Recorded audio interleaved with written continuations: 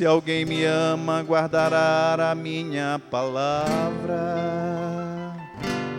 e meu Pai o amará, e a ele nós viremos. Aleluia, aleluia, aleluia, aleluia, aleluia, aleluia.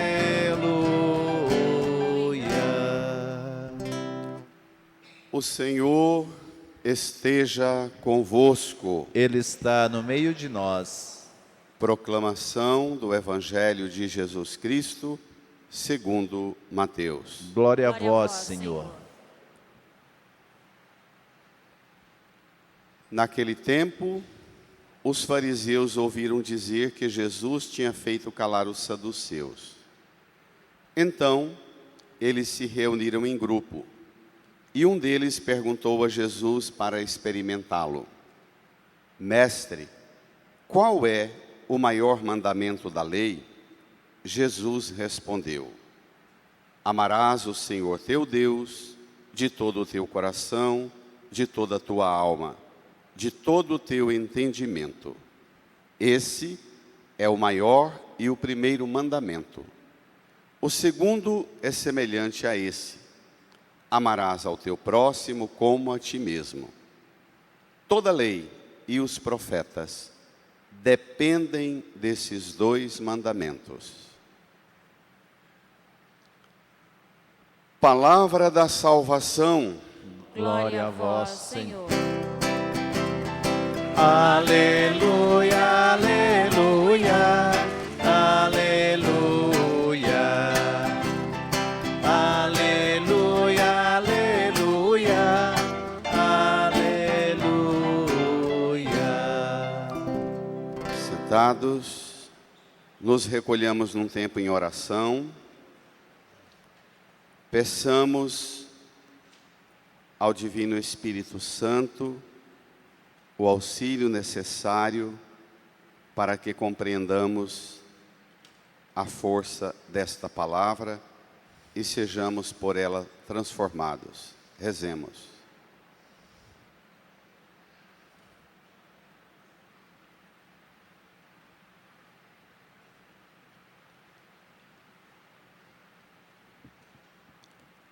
Amém. Queridas irmãs e irmãos, enfrentamos este calorão no início da nossa meditação, movidos por esta palavra da segunda leitura, a primeira carta de São Paulo aos Tessalonicenses.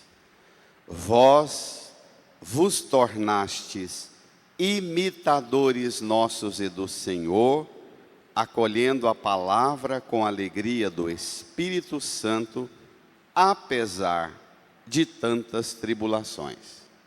Então, não permita que a tribulação do desconforto do calor lhe seja mais forte que a alegria em acolher a palavra na alegria do Espírito Santo.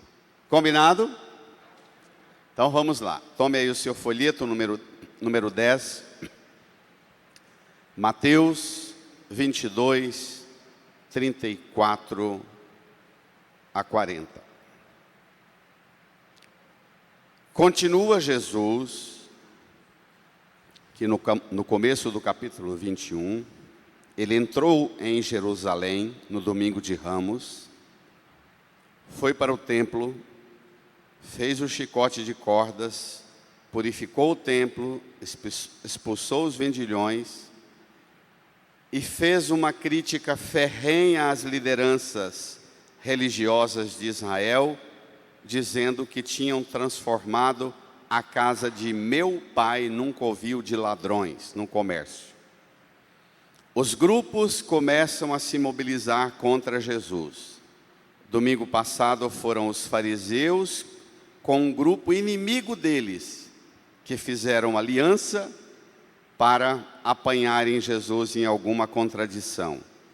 Hoje, os fariseus vão também movidos por uma atitude de Jesus que fez calar um outro grupo adversário deles. Vamos lá?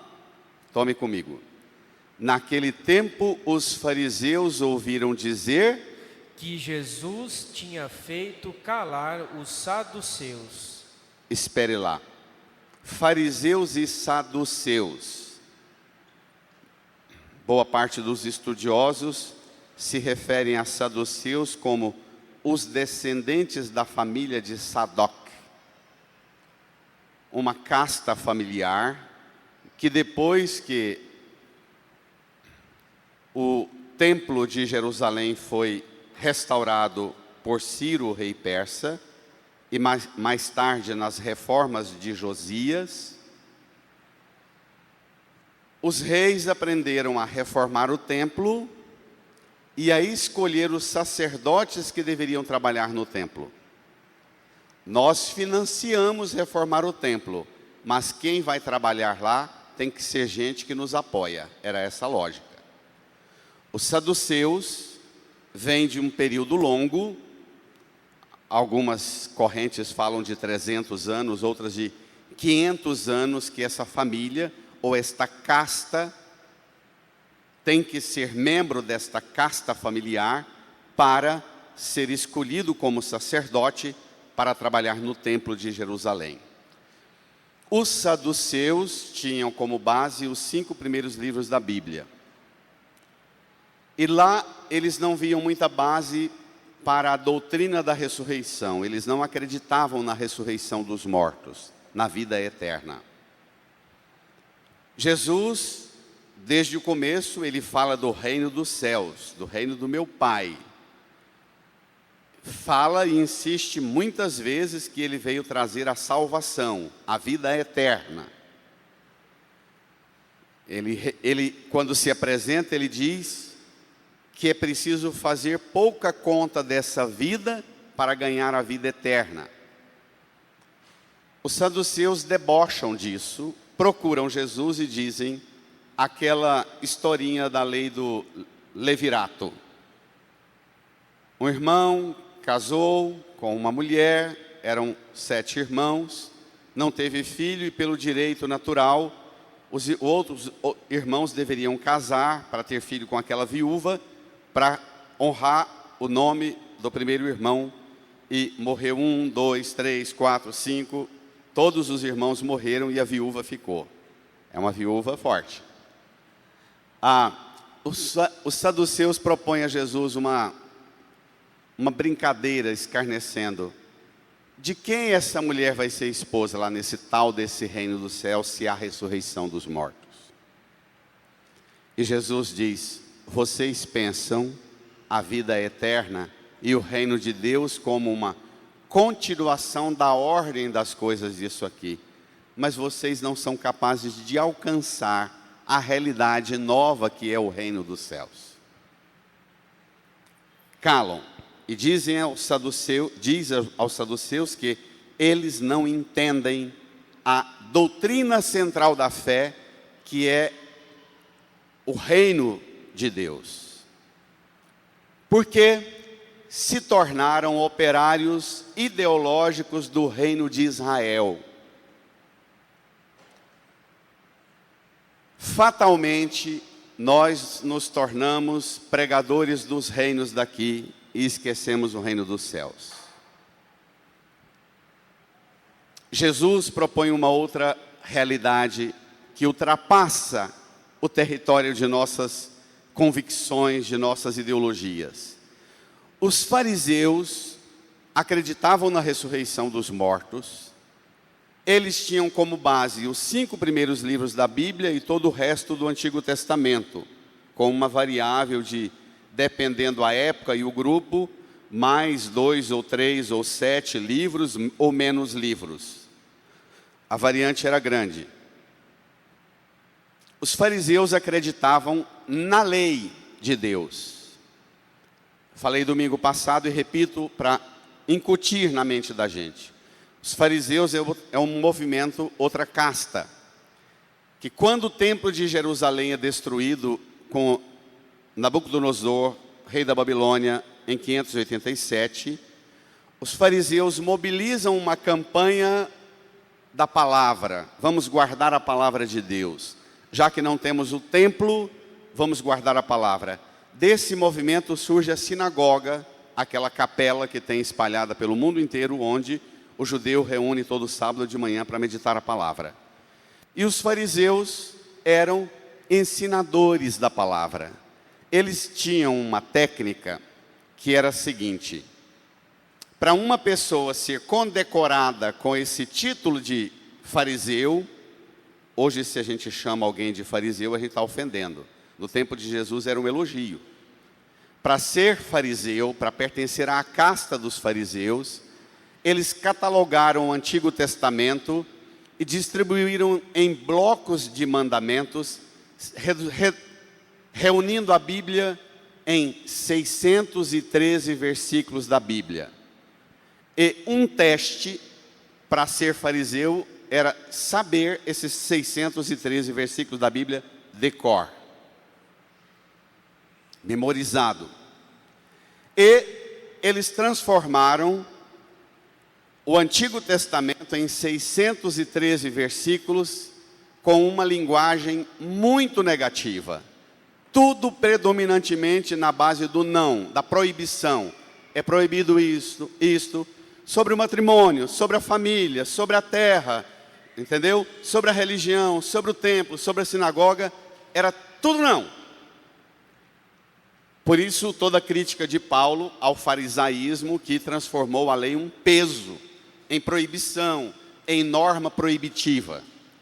Eles vão até Jesus, sabendo que Jesus fez calar o grupo, a elite de Israel, a casta sacerdotal do templo de Jerusalém, que recebia os bônus de cuidar do templo, o dízimo, a oferta, todas as contribuições que o povo dava, era esse grupo que gestava o bem da religião.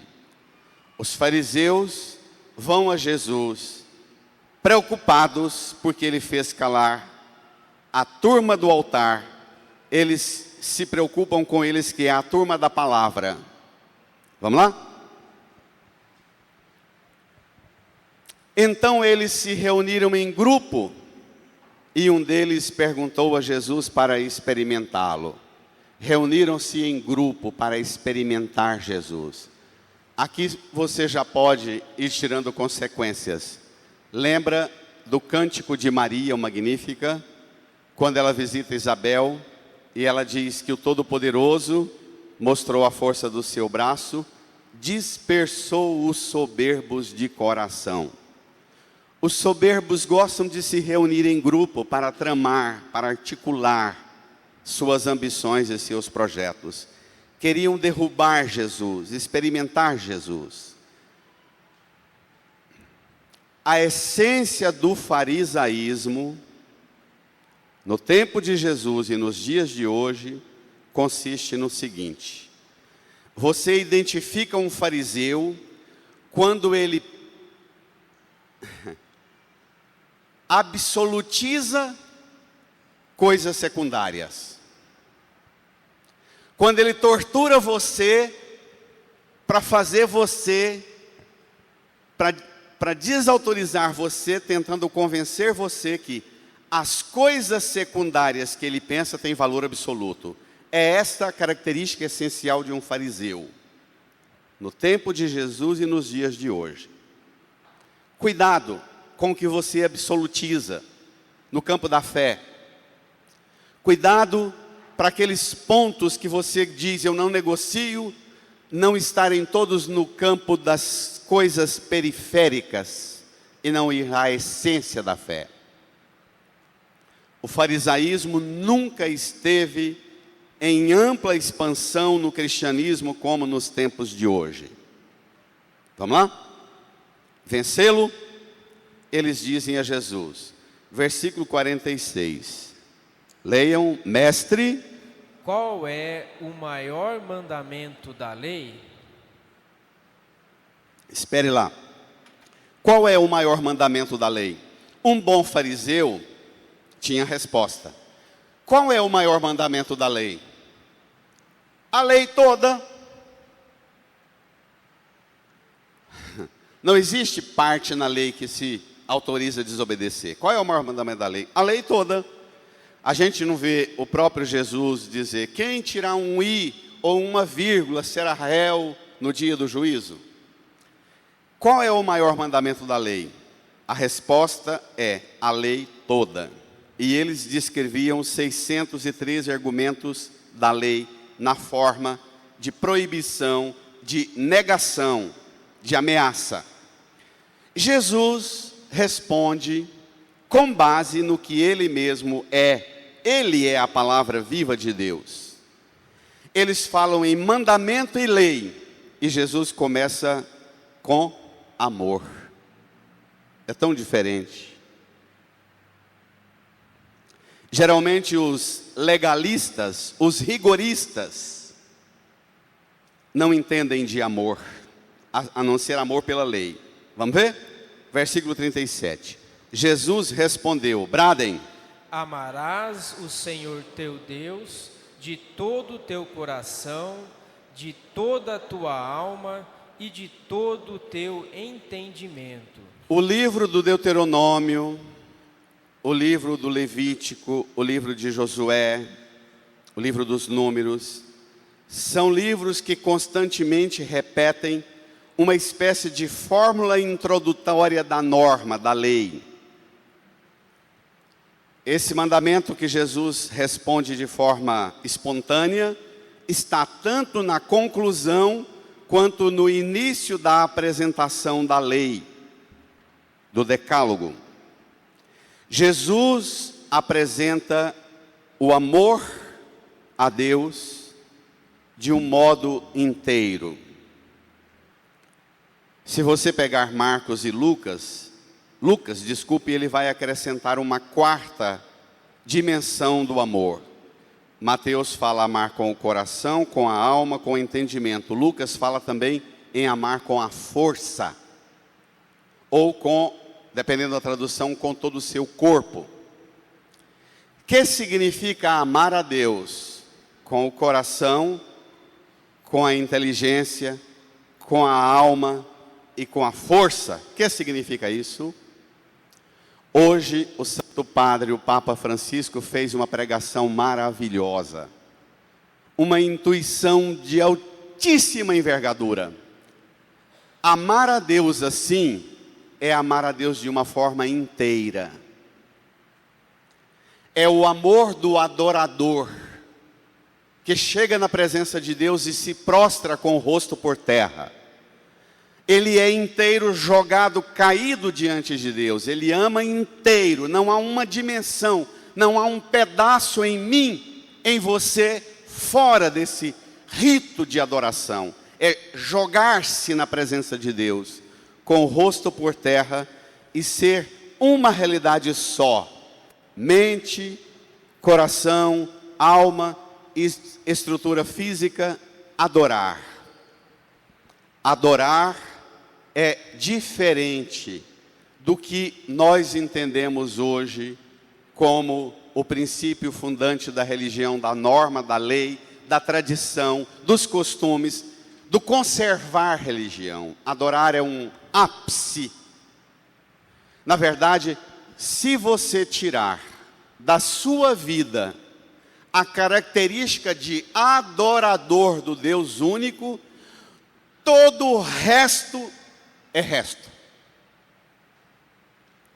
Bento XVI diz que, se tirar a adoração de Israel ao Deus único, até a terra é cancelada, como promessa. E é por isso que Jesus vem falando não da terra do reino de Israel. Os fariseus e os saduceus sonhavam com um descendente que restauraria o reino de Davi, e Jesus vem falando do reino dos céus. Eles querem um trono e uma monarquia aqui, para que eles sejam vassalos dessa monarquia, e Jesus fala do reino de Deus. os fariseus e os saduceus não têm mais característica de adoradores. Irmã e irmão, permita-me entrar num território delicado da vida sua, da vida nossa. Falar dos seus amores. Cadê os seus amores? Amar a Deus com o coração significa toda a dimensão da minha afetividade, das minhas emoções, dos meus sentimentos, tudo isso, tudo que eu amo aqui na terra, tem o afeto dirigido a Deus de forma total primeiro. Amar a Deus com o entendimento significa toda a dimensão da inteligência, da razão, do conhecimento, do pensamento, do acúmulo de conhecimento que você tem. Tudo isso primeiro volta-se para Deus e depois para o resto. Amar a Deus com toda a alma significa toda a dimensão espiritual, religiosa, mística, de costumes e práticas de devoções que você tem. Tudo volta-se primeiro para Deus, depois para o resto. Amar a Deus com toda a força significa a dimensão física, corporal, cabeça, tronco, membros, o seu ser voltado-se totalmente para Deus, depois para o resto. O problema é que nós, infelizmente, perdemos o que os rabinos judaicos nas sinagogas, nas pregações das sinagogas ensinam. Nós perdemos a inteireza do amor. Eu já usei em outras pregações desse texto uma metáfora, uma imagem bruta da minha herança de gente da roça. Não se ofenda com a extravagância do que eu vou usar. Às vezes eu escuto as pessoas, atendo as pessoas. Elas vêm falando do dilaceramento de sua vida, de seus sofrimentos, de suas dificuldades. Na medida que ela vai falando, eu vou tentando identificar isso. Amar com o coração, com a inteligência, com a alma, com o corpo. E a pessoa vai falando, o sentimento que me vem é: esta pessoa está machucada e ferida desse tanto porque ela é completamente dividida e partida aos pedaços. A imagem que me vem é a do açougue. Um animal cortado e de pendurado, cada pedaço num gancho. A cabeça para um lado, coração no outro, os pés no outro, as mãos. Somos seres divididos e queremos um Deus que sustente essa divisão nossa. Queremos uma religião que trabalhe a serviço dessa divisão nossa. E cobramos e reivindicamos um padre, um bispo e até um papa que esteja a serviço da divisão nossa. E a divisão nossa significa, nós fazemos como os fariseus, selecionamos algumas coisas que consideramos absolutas, sendo relativas, e queremos que todo mundo se enquadre no nosso quadradinho. Hoje, Jesus te convida a experimentar um amor inteiro. Jesus é por excelência a imagem viva do amor inteiro. É a cruz que por excelência mostra em que consiste ser o amor inteiro. No documento maravilhoso, o primeiro documento que o Santo Padre, o Papa Bento XVI escreveu, Deus Caritas Est, Deus é amor. Ele apresenta a visão antropológica dos amores do mundo, especialmente codificados no ambiente da cultura grega. O amor eros, o amor filia, o amor ágape, o amor caris, de caridade. E Jesus é a síntese de todos os amores. Ele é o amor eros, porque ele é o esposo que selou uma aliança de sangue com a sua esposa, a igreja. Que gera filhos no batismo, para o reino eterno. Ele é o amor filia, porque ele diz mesmo na última ceia: não vos chamo servos, eu vos chamo amigos. Ele é o amor ágape, porque é o amor que se dá numa refeição ao redor da mesa: tomai, comei, tomai e bebei, e ainda lavou os pés. É o ágape por excelência. E ele é o amor caris, o amor caridade, porque é o amor por excelência que te dá o que todos os amores não te dão: Deus. Daí você salta para o outro amor. Vamos lá? E Jesus termina dizendo assim, versículo 38: esse é o maior e o primeiro mandamento. Agora Jesus dá um salto, porque o primeiro mandamento e o segundo mandamento que ele considera, lá na Bíblia, no Antigo Testamento, estão presentes, mas estão muito longe um do outro. Se você fizer uma pesquisa bem acurada, onde estão os textos bíblicos em que Deus fala para amar ao próximo, estão muito distantes de onde fala para amar a Deus. São ambientes e textos muito separados. Jesus aproxima o que no Antigo Testamento está distante, e que se tornou distante também na prática. Vamos ver? 39, o segundo é semelhante a esse. Bradem. Amarás ao teu próximo como a ti mesmo. Toda lei e os profetas dependem desses dois mandamentos. Pronto. Olha, para que serve o mandamento da lei de Deus se tirar o amor? Mas tome cuidado com o amor, porque pode ser que o amor que você compreende é o amor da musiquinha, posso brincar? Da musiquinha ordinária, que você entra no carro e já começa aquele tuque, tuque, tuque, aquela repetição daquela letrinha fuleira. Cuidado para que o amor aqui não seja o amor dos filminhos da Disney e de Hollywood. Os jovens de 25 anos até 45 que eu atendo, começam a falar comigo sobre a vida, o sentido da vida, e às vezes, pensando que estão com um discurso e uma elaboração enorme sobre Deus, eles vão falando e eu pensando, esta fala de um modo de compreensão da vida e de sentido da vida, em que para ele e para ela, o amor nunca passa pela cruz, passa pelos filminhos da Disney e de Hollywood.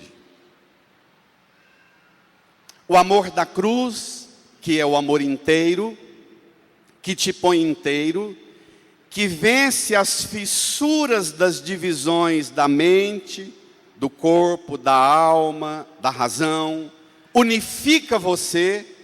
Quando você ama a Deus de uma forma inteira, te brota dois amores. Você ama a si mesmo e ama ao próximo como você se ama. Pronto. Simples assim. Sua dificuldade de amar ao próximo é porque primeiro o seu amor e sua compreensão de amor sobre Deus é uma tragédia. Não fique fazendo novena e pedindo a Deus para te ajudar a amar uma pessoa que é um tormento na sua vida e você não dá conta de amar. Peça a Deus a graça de curar você das feridas do amor na relação com Ele. Que o amor pelo seu próximo fluirá. Olha a noção que o judeu piedoso tem sobre o amor ao próximo. Levítico 19, sobre a lei da santidade. Deus é santo, portanto, não tenhais nenhum pensamento de ódio contra o teu compatriota. Não te vingues do teu compatriota. Não terás nenhum rancor. Amarás ao teu próximo como a ti mesmo. Esse cristianismo da ideologia de direita e de esquerda, que ensina você a ter ódio contra o outro, e fala que você é fiel a Deus, quanto mais você tem ódio contra o outro e luta para eliminar o outro e desejar desgraça para o outro, esse cristianismo aí não é o de Jesus. Isto é ideologia de Satanás. Que você pode ter maior sentimentalismo no coração querendo eliminar o outro, mas o ódio contra o teu compatriota é a base para avaliar os ideólogos que põem em você a fúria e a raiva contra o teu compatriota e tira você de Deus. Está claro? Não estou perguntando se concorda. Não é função minha promover concordância. É função minha ajudar você a alcançar a clareza e a limpidez da palavra de Deus. E depois, num longo processo de oração, de jejum, de penitência, você pedir ao Senhor a graça de um amor indiviso para com Deus, para com você e para com o seu próximo. Tem gente que vem ao padre e pede ao padre: Padre, me dê uma bênção para a minha saúde. O padre dá uma bênção para a saúde, ele sai daqui, passa na distribuidora de bebida 24 horas, compra 4 refrigerantes desse tamanho, uma cervejada desse tamanho, só come porcaria e quer a bênção de Deus.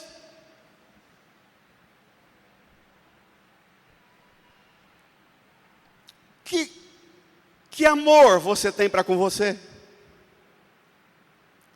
Naquilo que você come, cuidando do corpo, naquilo que você bebe, naquilo que você lê, sua razão, sua inteligência, naquilo que você estuda. Que amor você tem para com Deus naquilo que você reza e naquilo que você sente de afeto no seu coração. Amar a Deus de uma forma inteira significa libertar-se da fragmentação das ideologias e libertar-se da escravidão da idolatria. O amor a Deus supõe uma adoração que te liberta do enquadramento das ideologias, que te põe escrava e escravo dos ídolos. As ideologias te conduz a ídolos, te faz idólatra, te põe escrava e escravo de modelos e protótipos fracassados com rótulos de coisas divinas. Não encerre Deus nos seus esquemas, mas ponha você na graça infinita de Deus. Não há ideologia mais perversa, diabólica. A pior de todas as ideologias não é a política. A pior de todas as ideologias são as ideologias religiosas, que manipulam as pessoas com valores absolutos por coisas relativas e ainda transforma você com medo de Deus e do capeta o tempo inteiro. Você quer saber qual é a saúde da sua fé?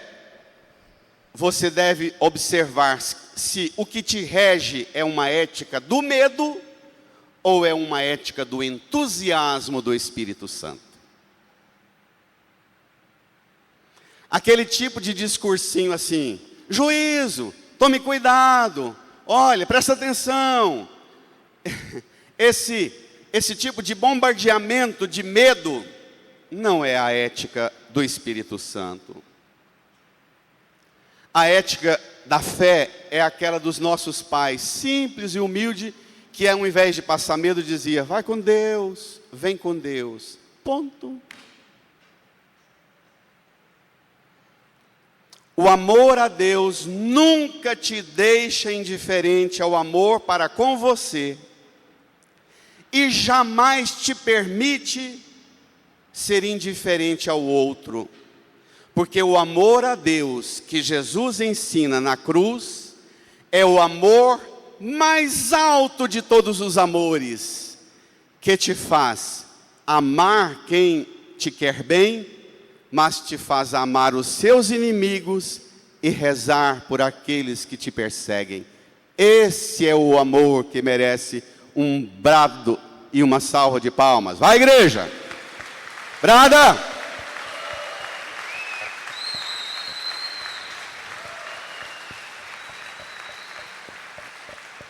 Esse é o amor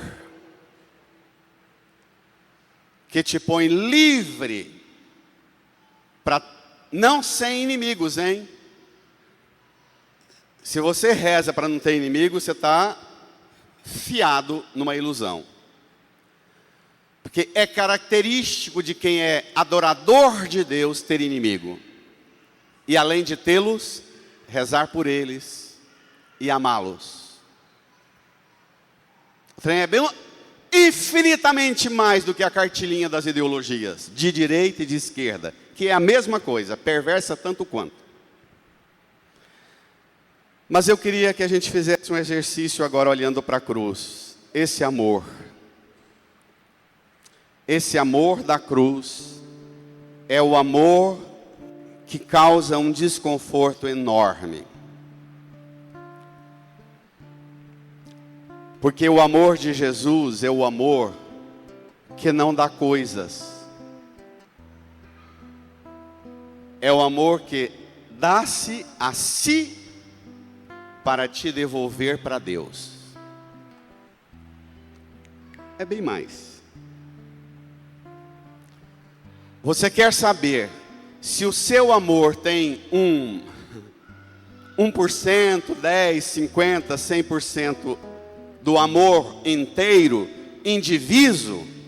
A pergunta que você tem que fazer para você é: se o amor que eu tenho por mim me faz devolver-me para Deus, se o amor que eu tenho pelas pessoas que eu amo, meu filho, minha filha, meu pai, minha mãe, minha esposa, se as pessoas que eu amo, o meu amor as move para Deus e leva-lhes Deus.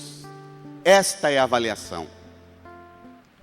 Nós católicos dos últimos 50, 70, 80 anos, da Primeira Guerra para cá, Segunda Guerra mais ainda, nós nos tornamos um cristianismo xoxo, com medo da cruz. Nós passamos a dialogar com os nossos filhos, achando que tínhamos que dar para os nossos filhos tudo o que eles merecem. E construímos uma realidade trágica. Você quer avaliar o seu amor? Olhe para a cultura atual. Nós, dos 50, 60 para trás, somos a geração de filhos de pais que lutavam muito para nos dar o necessário. Eram mulheres e homens que batalhavam muito para nos dar o que era necessário, às vezes o básico. Depois nós saltamos para um movimento de conquistas, que passamos a lutar pela dignidade, mais do que o necessário. Não, nós queremos dar o digno para os nossos filhos. Chegamos hoje a um quadro dramático em que nós podemos mais do que queremos.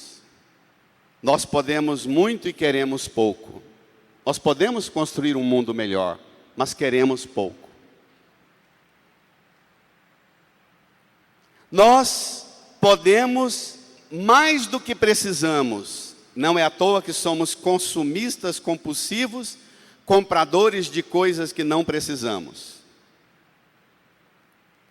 O limite, no passado, era dado por fora. Hoje o limite vem aqui dentro. Vem de dentro. O limite hoje que define a sua coragem de fazer escolhas. Você que escolhe hoje, na graça da sua fé e da sua liberdade, se você vai abraçar a ética do medo ou a ética do entusiasmo. A ética do entusiasmo supõe viver mais do que por aquilo que você precisa, mais do que aquilo que é o digno, mais do que aquilo que você ambiciona, mas viver aquilo que Deus quer para todos. Pai, mãe, vô e vó. Uma amiga médica e psiquiatra me passou uma regrinha de ouro sobre esse texto de hoje. A mãe diz, a avó diz, vem comer. O filho, o neto responde, ai, que bom, estou precisando, estou com fome, varado de fome. Ele se lembra da necessidade? Ou ele grita, ô vó, ô mãe, ô pai, muito obrigado. Ele se lembra da gratidão pelo que ele tem? Ou ele te responde ao convite, vem comer, gritando lá de longe, o que você fez para comer? Se ele grita o que você fez, ele não é mais movido nem pela noção de necessidade, que é importante que tenha, para cuidar de si, movido pela noção de gratidão, quer dizer, obrigado, não estou com fome agora, mas eu vou sentar aí com você.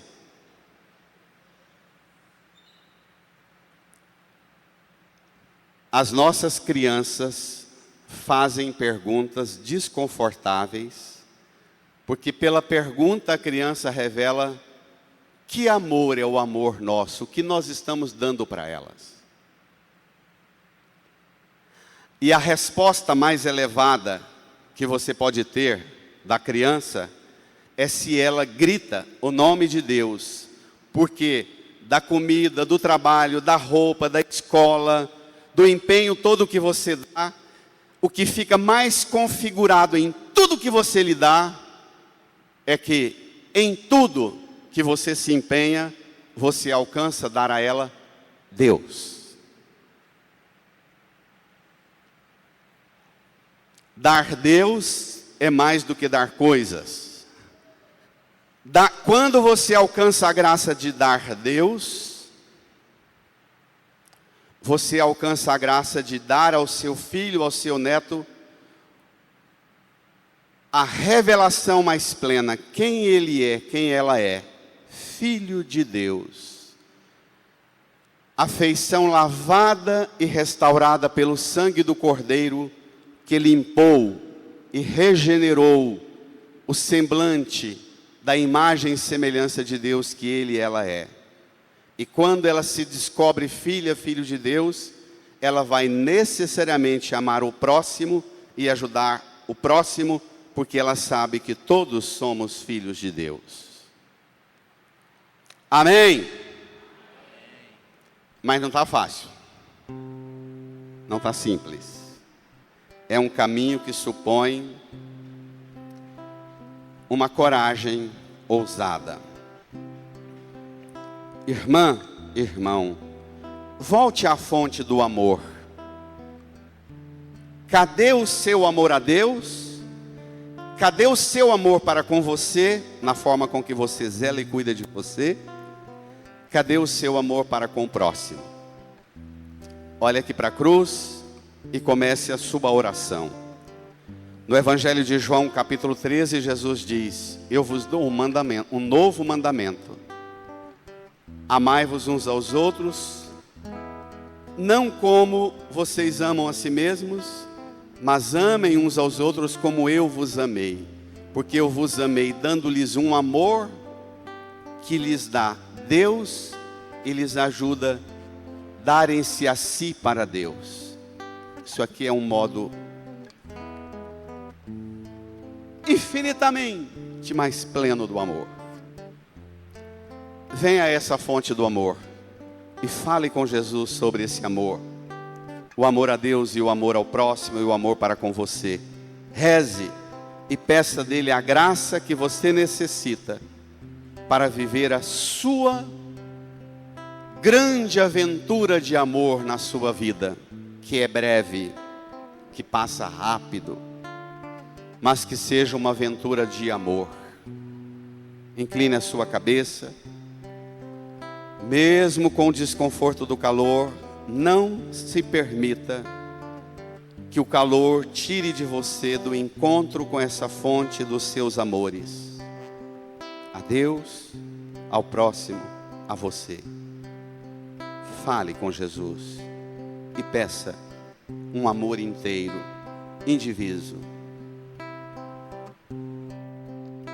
Conheço um coração tão manso, humilde e sereno, que louva o Pai por revelar seu nome aos pequenos, que tem o dom de amar, que sabe perdoar, que deu a vida para nos salvar.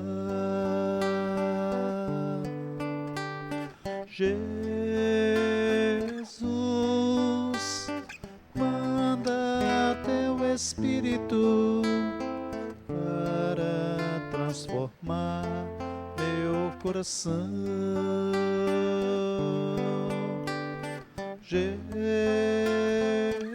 Jesus, manda teu Espírito para transformar meu coração. Às vezes no meu peito bate um coração de pedra. No meu peito, Canta.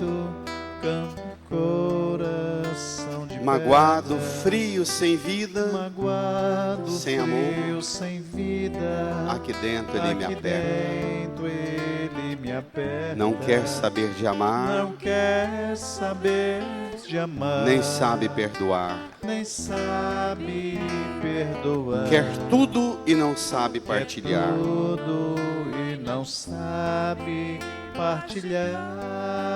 Canta, igreja, suplica. Jesus, manda teu Espírito para transformar meu coração.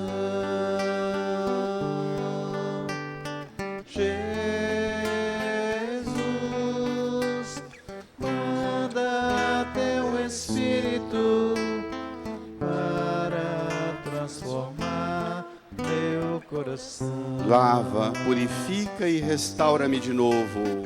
Lava, purifica e restaura-me de novo. Serás o nosso Deus Serás o nosso Deus, e nós seremos o e teu nós povo. seremos o teu povo. Derrama sobre nós Derrama sobre nós a água do amor.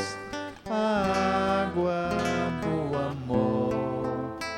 O Espírito de Deus, nosso Senhor. De pé, canta.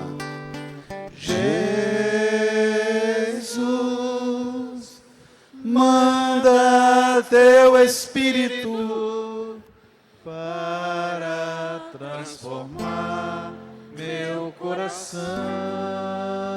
Estenda a mão para a cruz e canta. Jesus, manda teu Espírito para transformar meu coração. Olhe para a cruz, estenda a sua mão para a cruz de Jesus. Reze comigo, Senhor Jesus. Senhor Jesus, O Senhor é a imagem viva e perfeita a imagem viva e perfeita do amor, do amor, o único amor que conta, o único amor que conta, porque o amor porque é um amor pleno, pleno, inteiro, inteiro, indiviso, indiviso, que nos chama a participar que nos chama a participar desse mesmo amor. deste mesmo amor. O Senhor conhece O Senhor conhece as minhas dificuldades as minhas dificuldades em viver este amor. Sabe das minhas divisões, sabe das minhas fragmentações e conflitos no amor. Cura-me, Senhor, cuida-me, Senhor, por seu sangue. por seu sangue. Põe a mão no seu coração incline a sua cabeça. Se recorde das pessoas que você ama e para quem você não tem conseguido comunicar o amor perfeito, o amor que dá a Deus, que leva a Deus e que ajuda a pessoa a se conduzir para Deus. Entregue essas pessoas com toda a confiança, suplicando de Jesus o auxílio para que o seu amor seja instrumento para conduzir a Deus. E agradeça quem te ama e te ajuda e te conduz para Deus.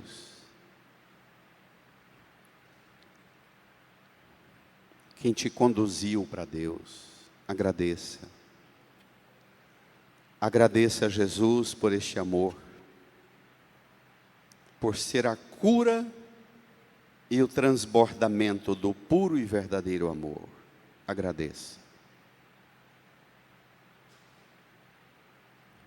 E com enorme gratidão, dirija quem está do seu lado com um abraço carinhoso. Saudai-vos desejando a paz de Jesus, o amor de Jesus.